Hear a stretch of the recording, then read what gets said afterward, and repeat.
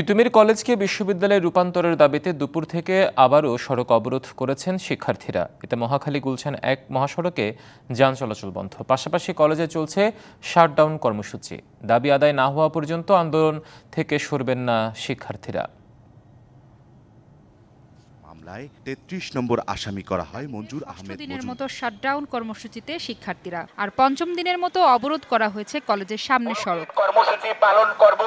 তিতুমিরকে বিশ্ববিদ্যালয় করার রাষ্ট্রীয় ঘোষণা দেয়া, শিক্ষা উপদেষ্টার বক্তব্য প্রত্যাহার সহ বিভিন্ন দাবিতে অনড় শিক্ষার্থীরা। বিশ্ব ইজতেমা যেখানে অনুষ্ঠিত হলো সেখানেও কিন্তু আপনারা দেখেছেন সেই দিন আমাদের আন্দোলন শিথিল ছিল।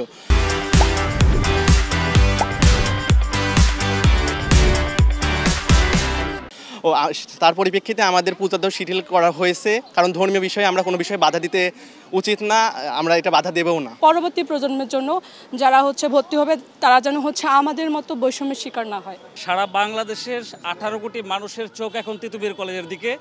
উইদাউট আমাদের উপদেষ্টারা যারা ক্ষমতায় আছে, শুধু তাদের চোখগুলি তাদের মসনদের দিকে। রাস্তায় না নামলে কারো নজর আসে জানে। এই অনশনের প্রথম দিন কিন্তু স্টুডেন্টরা রাস্তায় নামে নাই। প্রথম দিন যখন ওনারা অনশন কর্মসূচি ঘোষণা করছে তখন কি কোনো উপদেষ্টার আর কি মনে হয় নাই যে এখানে আসলে আসা উচিত? আমার এখন মনে হয় যে স্বৈরাচার আর কি গেছে, স্বৈরাচার তো যায় নাই। এই যে স্বৈরাচারের জায়গাতে যাদের বসানো হয়েছে শুধুমাত্র জেন্ডার আর নামের মধ্যে তাদের পার্থক্য, কিন্তু স্বভাব চরিত্রের মধ্যে কোনো পার্থক্য দেখি। দাবি আদায়ে অনশন করছেন কয়েকজন শিক্ষার্থী।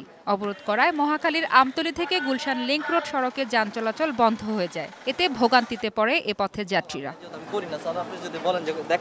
দাবি আদায় না হওয়া পর্যন্ত এই কর্মসূচি চালিয়ে যাওয়ার কথা জানিয়েছেন তিতুমির কলেজের শিক্ষার্থীরা। মাহফুজা বৃষ্টি, ডিবিসি নিউজ, ঢাকা।